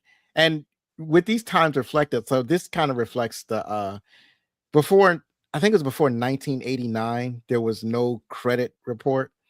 So people, when they would go and get loans from a bank, they would just basically go on like your not since you didn't have a credit history, I guess you would have to go with the bills that you paid or stuff like that to show that you're a responsible person. You would have to have your pay stubs so proof they can of go by residence that. and stuff like that, and a Right. phone So bill they or can something to judge if show. you can repay the loan.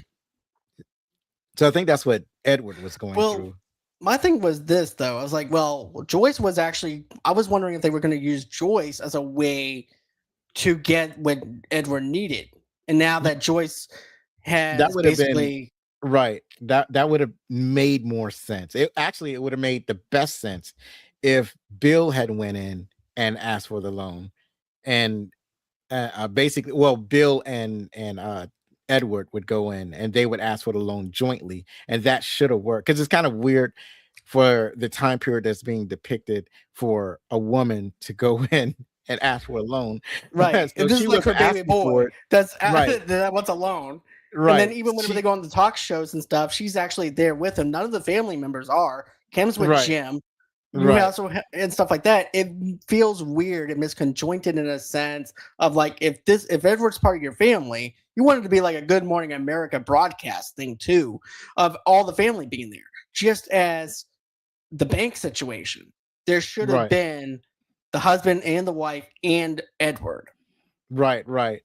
Oh yeah, I forgot at what point that the talk show happened, but that was one of my favorite parts because it had John Davidson. I don't know. Do you remember John Davidson?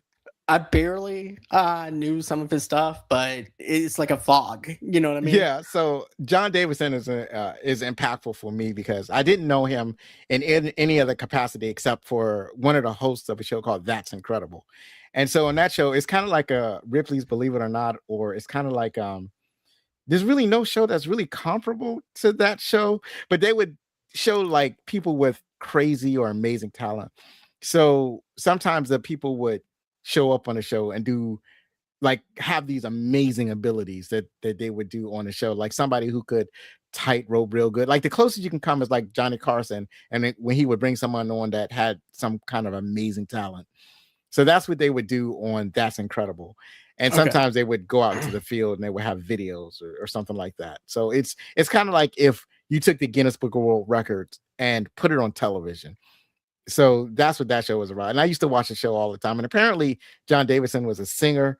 I don't know if he had any albums out, but he would sing on the show occasionally. Okay. So when I saw John Davidson on this movie, I was like, that's John Davidson.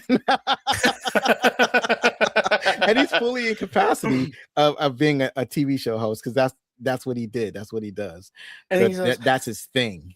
right. And he goes over to the one woman and goes, you know, if you had hands, you could be just like everybody else. And everyone goes, yeah, I know. And then, Yeah, he yeah. didn't like that.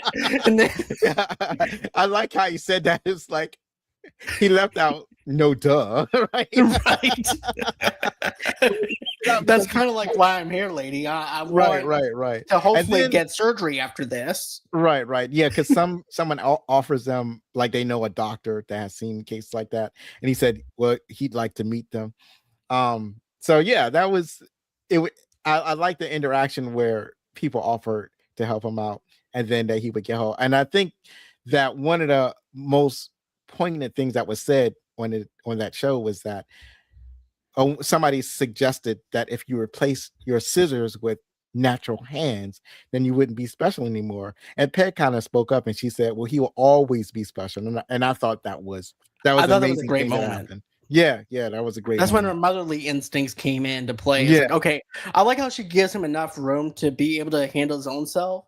And then Right. as soon as he doesn't know how to handle himself, she steps in. Right. So I like the fact that she does that, kind of like a guardian for Edward. And he's like, well, Edward will always be special to us as a family. And right. That still captures my heart that she did that. Right. Right. That part, and he yeah. Oh, I'm sorry, go ahead. No, go ahead. I was just saying I was just saying that he does not look at himself as being special.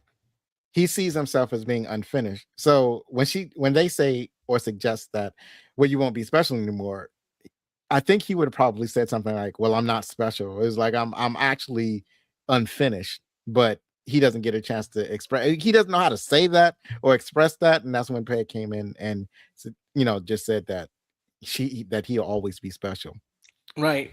And then he accidentally electrocutes himself by touching the wire. And then because remember this is actually the part where one of the women said, so is there anyone special in your life?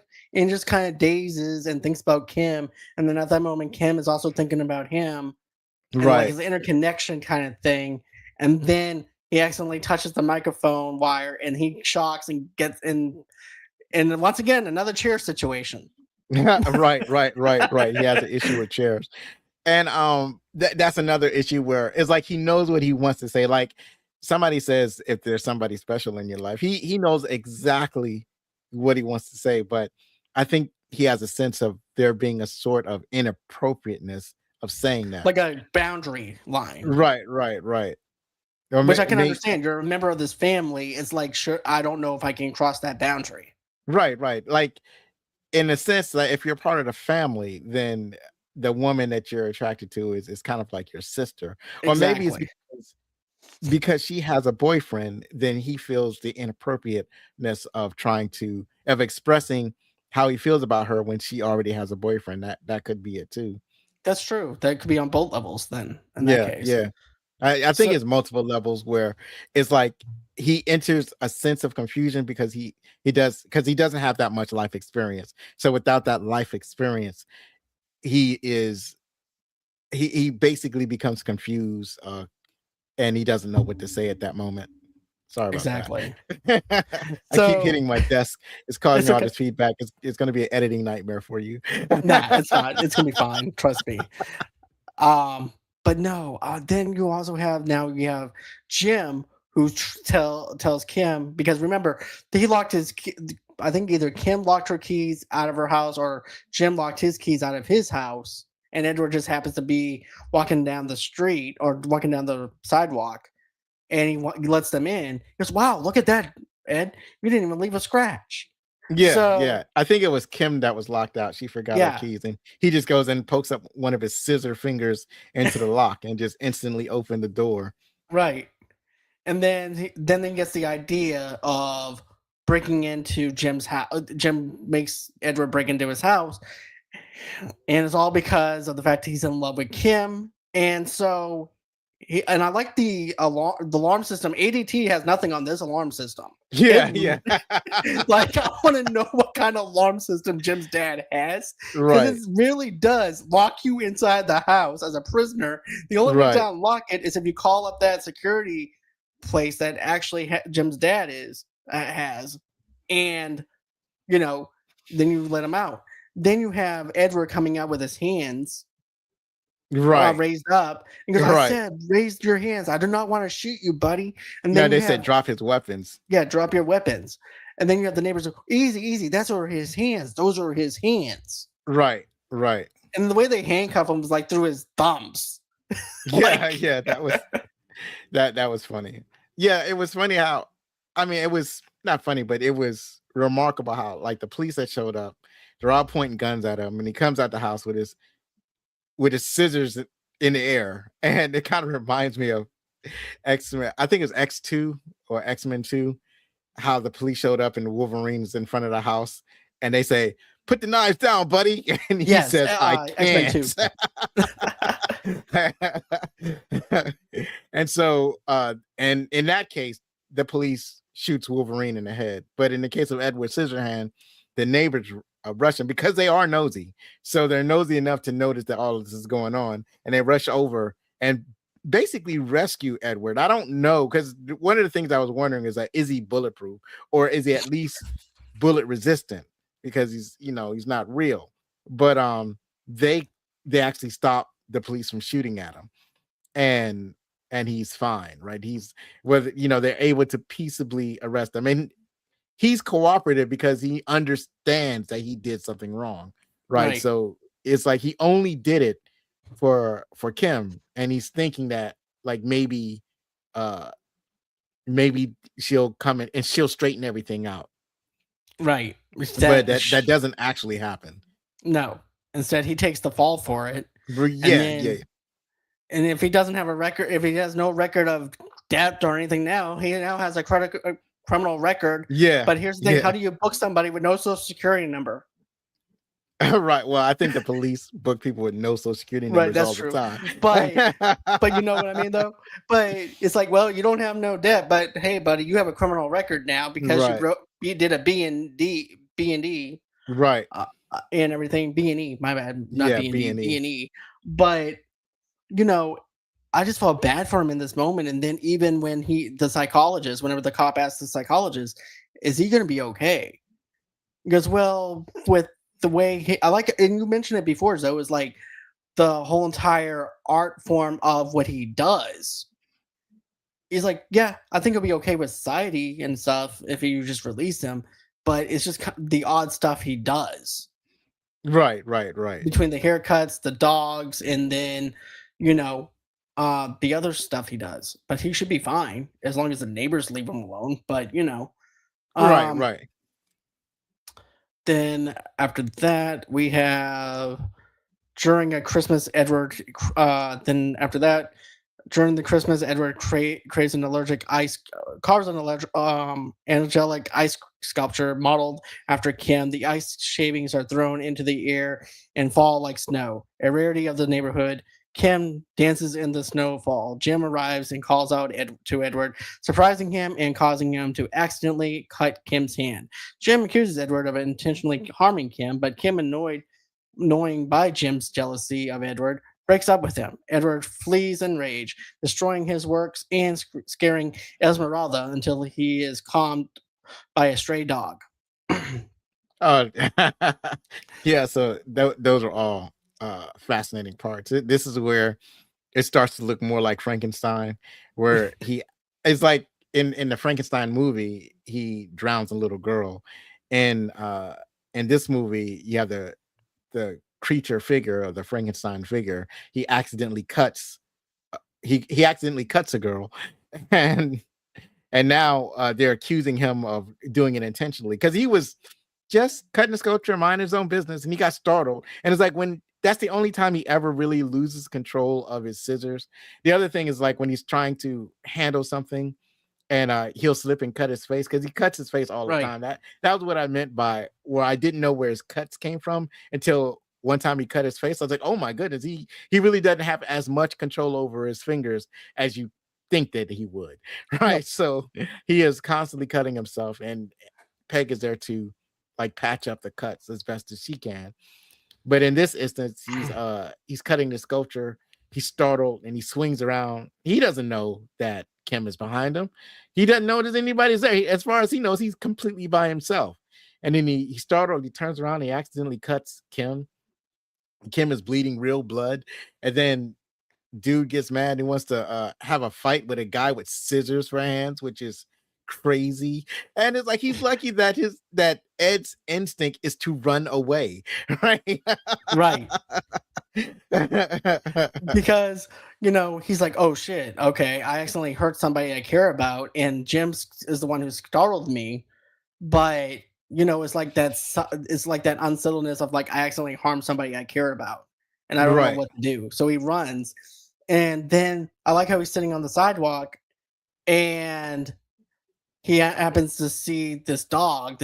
He gives the dog a little trim. The dog licks his face. And at this point, he's actually pissed off at everybody, though, before that. He cut off the ballerina leg. He also, I want to know this, for someone who doesn't have hands and has scissors, he sure did put up that devil decoration thing with Esmeralda really quick. That was Christmas amazing. Lights, by the way. So when he was sitting on the sidewalk and the dog came out, it was the type of dog that had hair growing over its eyes, like bangs that covered the dog's eyes. So he went over and snipped the dog's hair so the dog can see more clearly. So that was because the dog never did him no harm. Like the dogs are kind. It's like he can always trust that the dogs won't turn on him, which is why it was like a moment of peace for him. And then when he went over to Esmeralda's house, and she's inside her house, she hears a bunch of snipping and whatnot, and she's not really paying attention because she's playing on her piano. And then she finally opens a window, and there's like a devil figurine, and that was amazing. I think her entire story arc was setting up for that joke. That was one of the best punchlines of this movie. I agree. The thing that you're most afraid of, but he's gonna wind up making what you're most scared of, which is the devil. Right. And it's almost also kind of symbolic. It's like, well, now I'm going to be what you want me to be. Like I'm going to be the thing that you were telling everybody that I was. And the other thing is like when he was upset and he was walking away from the neighborhood, he started to cut up his clothes because now he's cutting away the thing that made him assimilate. He's going to separate himself from society once again because he feels that society has rejected him. So he's cutting up his clothes. So I thought that was some amazing symbolism. Even when his clothes are kind of tore up, it's kind of like this this whole thing of society and how disjointed society is, and it's just tearing away from the inside of him to the inside out of him. If you Right. think about it, so his clothes are actually just as much as a character than himself as well. So yeah, Right. you actually make a very good point, because I was even thinking this too whenever I was watching it. I'm like, that's very interesting. That the clothes are actually matching his mood, because Right. when he tears up Peg's drapes from seeing Jim, and then you see the clothes are also disoriented as well Right. and stuff. So it actually matches his mood. And I like how they do that. And then it's like, okay, well, now I'm going to strip away everything that I thought society was. And this is who I really am. Right. Right. You want me to be this monster? This is who I am. Come Right. at me. And then once everything is calmed down, all of us men, we get really hostile. And then all of a sudden, you know, then also he sees the cop car, he goes, the police, and he runs Right. off. Right. At this point, Kim's dad and Peg are gone. They leave Kim behind just in case somebody shows up. Edward Right. shows up over there, and she goes, Edward, I'm scared. Hold me. He goes, I can't. And then he winds up holding her, and it shows that he doesn't really Yeah. need hands to hold her. But it also goes into the inventor flashback on Christmas whenever he was going to get his hands, and the Right. inventor died. Right. Yeah, that was an interesting moment, because when she tells him to hold her and he says that he can't, then she manipulates his arms in a way that he could hold her without using his hands. So basically showing how she really cared about him. And I like how, like, when he went back to the house, he started cutting up the walls. Uh I think they had wallpaper, and he cut up the drapes and And the towels. because right, because he was so destructive. And then when Bill shows up, it's like, well, you're gonna have to replace the drapes eventually, right? He's still nonchalant, but he's still mad at Right. practically saying, He's but like, well, it's like, we're gonna have to figure out what to do. We have to yeah, replace the drapes, and also we and the towels, right, and right, we also have to teach you from right from wrong on what to do. right, right. But but He's an incredibly patient man. very patient.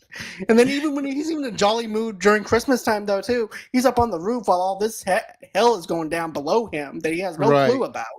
And all he right, hears is, Jim, get out of here. Get the hell out of here. I'm like, dude, you don't even live there. You're going to tell Edward to leave. right, right, right, You're trespassing, basically. right. Well, I think it's more like he's not telling Ed to get out of the property. He's telling Ed to get out of the neighborhood. He's telling Right. him That's to what I'm get out saying. of this society. So he's like, get out of our space is more like that, more Right. than get out of the property or get off the property. So yeah, that was that was poignant too. And then at this point, we finally get the fact that Cameron's coming home, walking home because from his friend's Max's house. You see the old man again. You said that was foreshadowing from the barbecue. It's like, don't let anybody tell you that you have a handicap, son. And then all of a sudden he Right. goes, hey, son, have you seen that cripple? Yeah. Now he's calling him a cripple, right? Or a handicap. So Right. yeah, that was they only call you. I think that's kind of like saying, well, they only call you that when they don't like you, or they're trying to, or they're insensitive or something like that. Right. And then this point, Jim drives around in the drunken rage and nearly runs over Kevin. But Right, Edward pushes Kevin to safety and eventually cutting him. And he doesn't mean to cut him, like you said. It's only when he panics is when right, he right, messes up. right, And it's like me with ADHD. I'm just like all over the place. right, So he just has ADHD hands. That's all it right, is. They just get out of hand.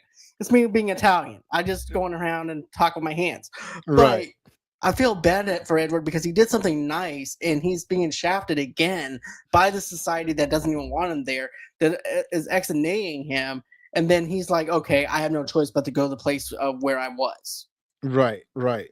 Starts to run away, but And then yeah, at that that point, that you have the was cop. Yeah, go yeah. I ahead. was just saying that was when, like, when he rescued the little boy and he kind of tackled him to the ground, and I think that's he was trying to see if the boy was okay, but and he cut him a couple of times and trying to see that he was okay. And then the boy was freaking out, and Ed was is like moving his hands.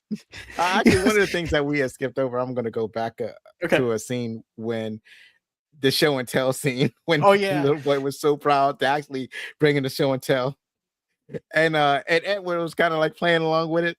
And the kid was like saying, and he can cut your head clean off. And then like Ed kind of acted it out. So yeah, one karate chop to a guy's head. Can right. Clean off. And right. Ed pulls that action pose. But anyways, so after this and after this whole scuffle with basically the whole neighborhood, and he runs off again, and the police is chasing him and chases him back to his house. But the police this is the same officer that ran into him before, and he knows kind of Edward's mental state and the situation and everything. So with the town people, since the town people hadn't caught up yet, he fires a bunch of shots in the air, and then when they finally get to him, he says, "It's over, it's over." Like, cause before he tells Ed to run, and then he fires a shot, and he tells all the town people when they show up that it's over, go home. There's nothing to see here. Right? Apparently not even a body. It's like, there's nothing to see here. It's over, people. It's over. Go back home. Right.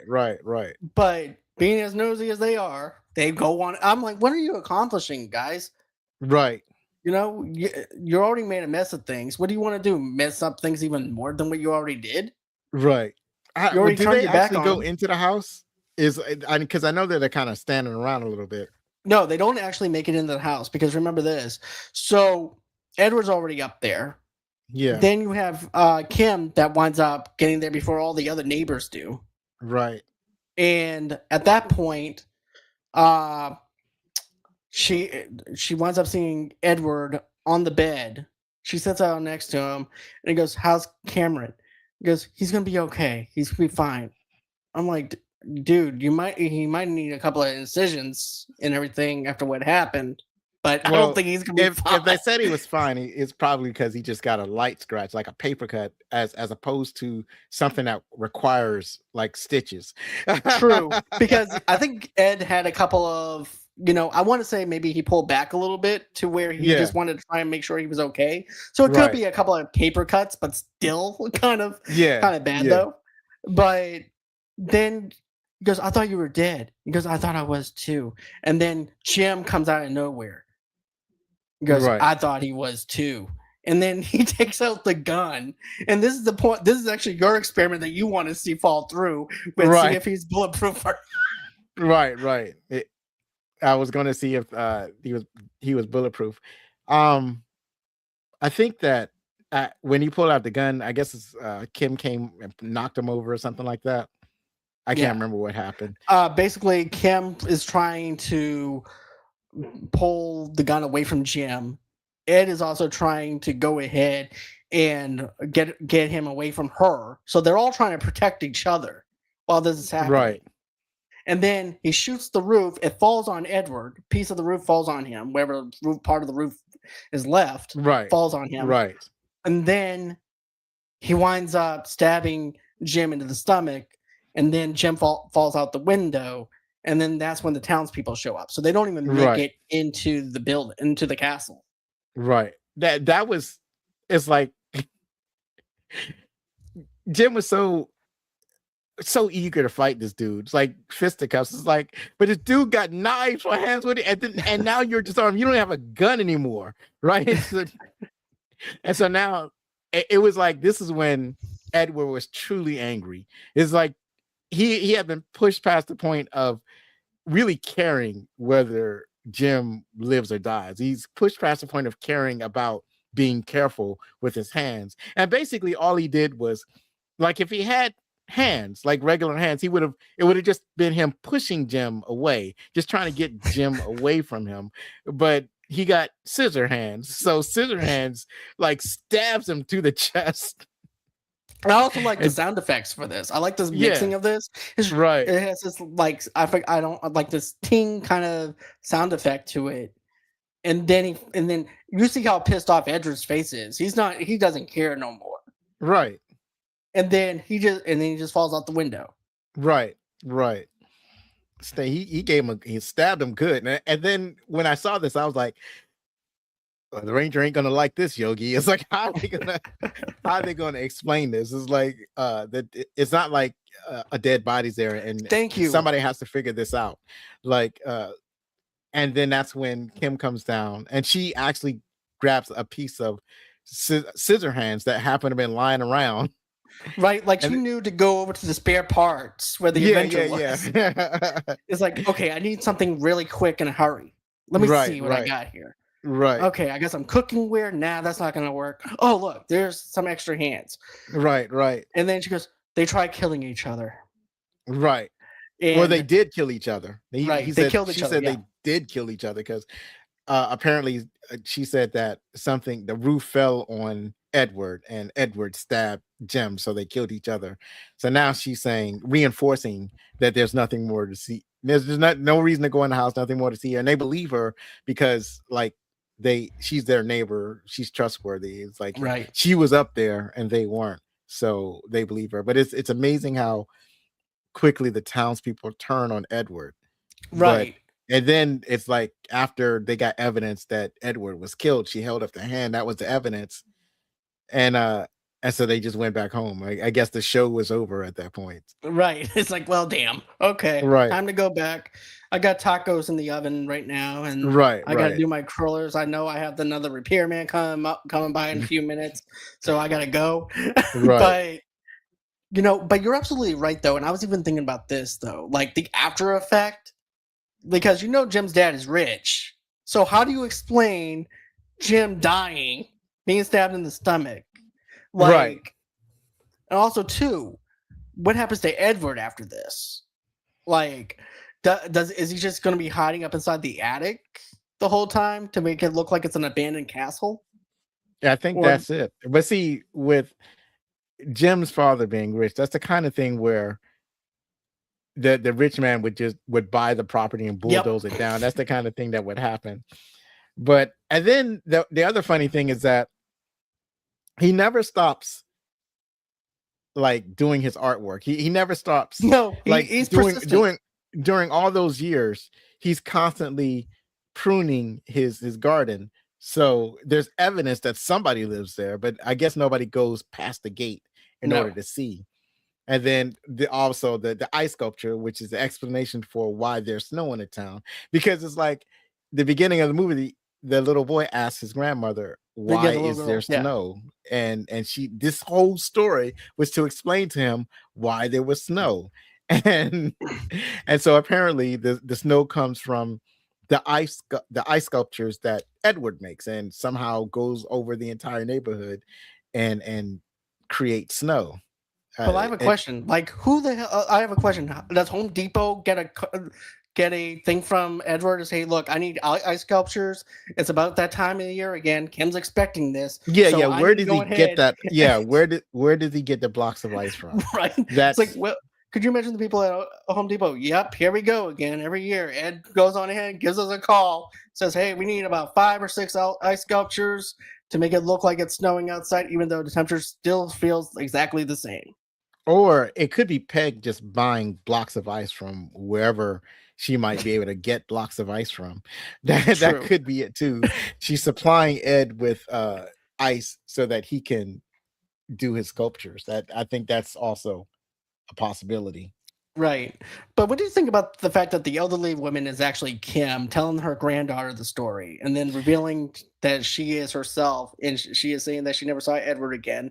She prefers not to visit him because decades have passed and she wants him to remember her as she was in her youth. She believes Edward is still alive, immortal, because he's artificial and because of the snow, like you mentioned, which is Edward's creatures when carving ice sculptures.